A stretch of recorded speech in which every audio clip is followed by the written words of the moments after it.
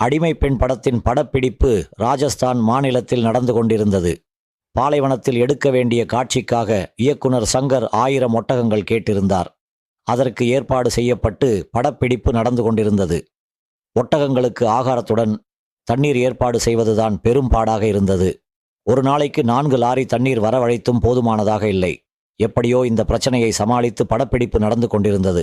ஒரு நாள் தண்ணீர் இருப்பு மிகவும் குறைவாக இருந்தது. தண்ணீர் லாரிகள் ஏதோ காரணத்துக்காக அன்று கிடைக்காமல் போனது.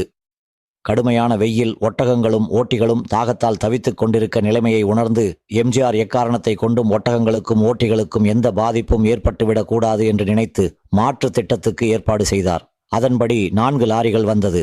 லாரியில் வந்தது தண்ணீர் அல்ல, அப்பொழுது பிரபலமாக இருந்த ஒரு கோலா குளிர்பானம். அன்று தண்ணீருக்கு பதில் ஒட்டகங்கள் உட்பட எல்லோரும் கோலா பானம் அருந்தினார்கள். ஒட்டகங்களும் மற்றவர்களும் பாதிக்கப்படவில்லை. ஷூட்டிங்கும் நடந்தது. நினைத்ததை முடிப்பவன்